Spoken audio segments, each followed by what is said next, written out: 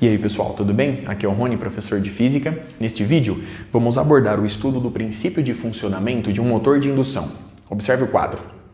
Nele eu ilustro uma bateria cuja diferença de potencial é igual a V. Essa DDP é estabelecida nos extremos desses dois trilhos horizontais. E com isso, surge no circuito fechado uma corrente elétrica de intensidade I orientada no sentido horário. De acordo com a regra da mão direita, eu vou admitir que o versor N, perpendicular ao plano delimitado pela espira, está orientado na mesma direção e sentido do campo magnético uniforme ali estabelecido. Desta forma, a partir da regra da mão direita, eu estou obedecendo a orientação da corrente elétrica no circuito em questão. Na barra A', vai surgir uma força magnética conforme eu ilustro na figura. Nós podemos entender a sua orientação utilizando a regra da mão direita. Colocando a palma da mão na mesma direção e sentido da corrente elétrica I e girando-a em direção ao vetor campo magnético, vemos que a força magnética atua na horizontal e para a direita. E como ela é equilibrada pela ação da força-peso, a barra A' se desloca para a direita com velocidade constante. Nosso propósito nesse estudo é o de obter o balanço energético clássico obtido no funcionamento de um motor.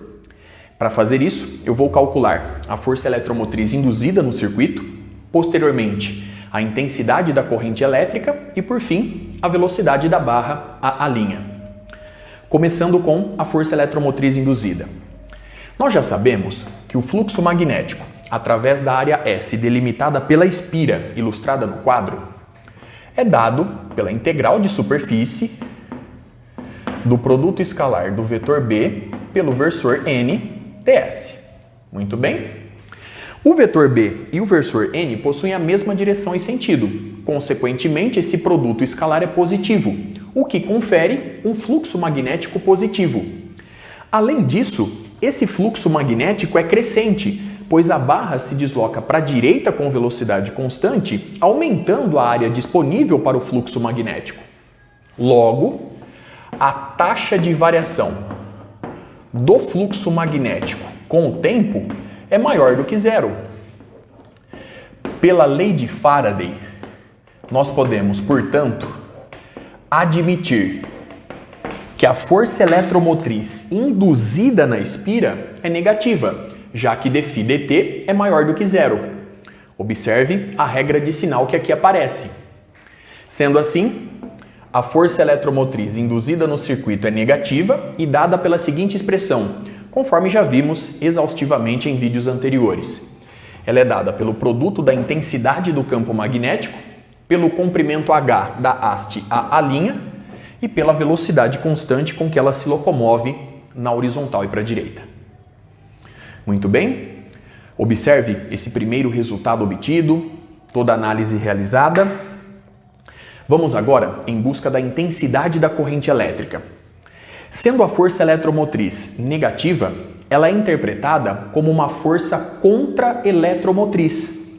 Logo, a intensidade da corrente elétrica estabelecida no circuito é dada pela DDP V menos BHV sobre a resistência R do circuito em questão.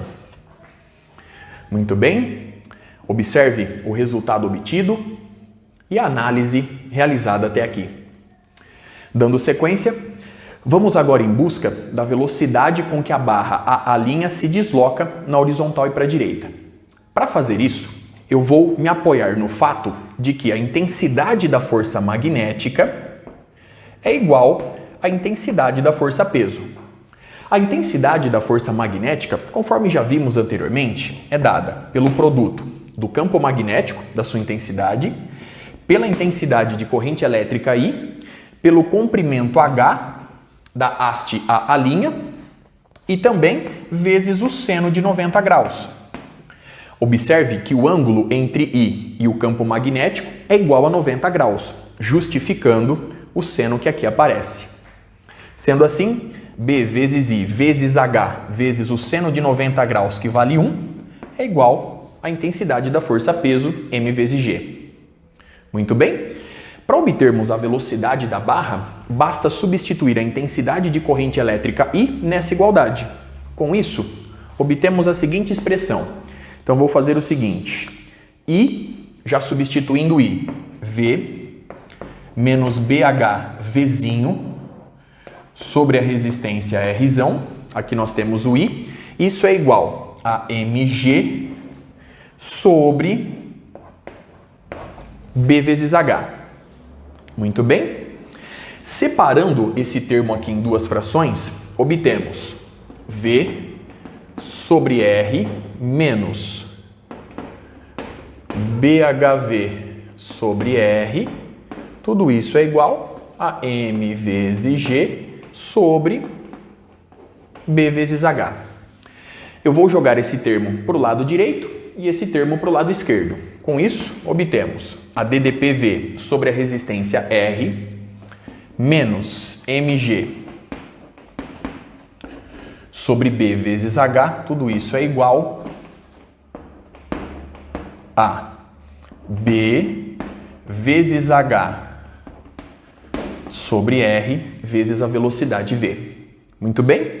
Agora eu vou passar esse termo multiplicando para o lado esquerdo. Então, nós vamos obter, passo a passo, R dividido por B vezes H, que vai multiplicar V sobre R menos R sobre B vezes H, que multiplica Mg sobre B vezes H. E isso é igual à velocidade V. Simplificando R com R, vemos que a velocidade constante da barra A' é dada por... Então, nós temos aqui... Eu posso colocar alguns termos em evidência. Então, vamos lá. Eu vou colocar V sobre BH em evidência. Ou melhor, eu vou colocar R sobre BH em evidência. Com isso, a gente obtém R sobre BH, que multiplica. O primeiro termo fica dado por V sobre R. Muito bem? Fazendo a distributiva, nós recuperamos o termo original. Então, V sobre BH. Muito bem? Menos, agora nós temos Mg sobre BH. Essa é a expressão que nós estávamos procurando. Aqui nós temos a velocidade com que a barra A' se desloca na horizontal e para a direita.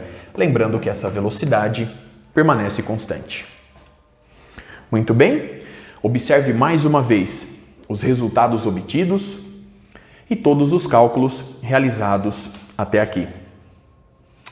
Para finalizar o vídeo, vamos agora em busca do balanço energético clássico que aparece no funcionamento de um motor. Para obter esse balanço energético, eu vou começar calculando a potência mecânica gerada. Para calcular a potência mecânica gerada, eu vou recorrer à seguinte expressão. Essa potência mecânica gerada é dada pelo produto escalar da força magnética pela velocidade V com que a barra se locomove.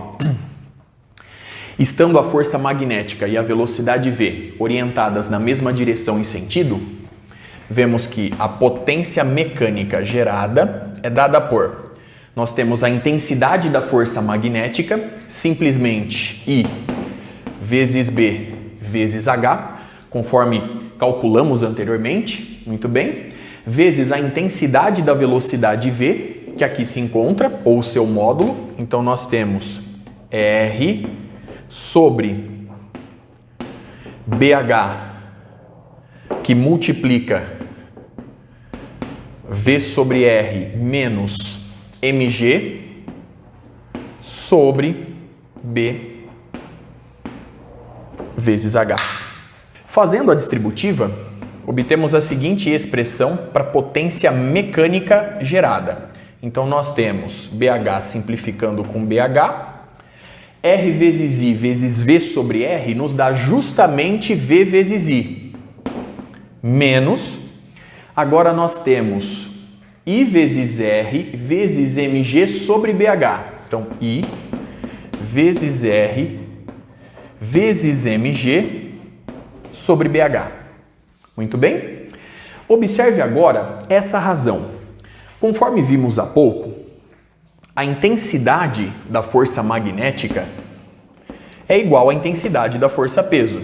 Sendo assim, B vezes I vezes H é igual a mg. Logo, a intensidade da corrente elétrica I também pode ser obtida pela razão M vezes G, observe a expressão, sobre B vezes H. Consequentemente, vemos que a potência mecânica gerada é igual a V vezes I menos. Aqui nós temos I vezes R vezes I, ou seja, R vezes I ao quadrado.